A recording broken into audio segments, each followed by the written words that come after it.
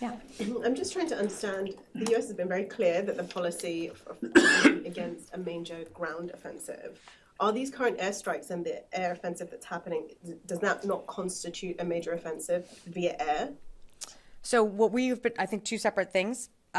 Air component, very different than the land component, and a ground operation into Rafah. And that's what we've been talking about. So I think two separate things to just kind of parse out. We have been very clear that there has been too many civilian casualties. And the horrific, heartbreaking imagery that you saw out of the weekend, we don't want to continue to see that.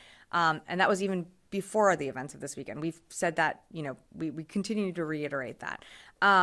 So when it comes to the ground operation in Rafah, and what I spoke about a little bit on Tuesday was that we haven't seen a larger scale maneuverability within Rafah. We continue to see that it is limited in scope, that they are making sort of steady progress down the corridor, but beyond that, we don't assess it as a larger scale ground operation.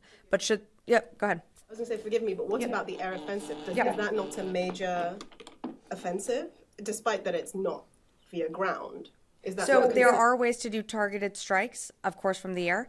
And we believe, and I think Tara had asked this earlier today, that there's too many civilian casualties happen, whether it be from ground operations or from the air.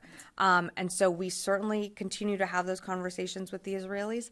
You saw the USAID administrator speak to this yesterday as well, about some of the catastrophic consequences that are coming from whether there be airstrikes or ground operations. We absolutely want to see that addressed. We want to see civilians be protected. We want to be able to see them move into safe areas. But I just want to make sure that we're not conflating two separate things. Yeah, go ahead and then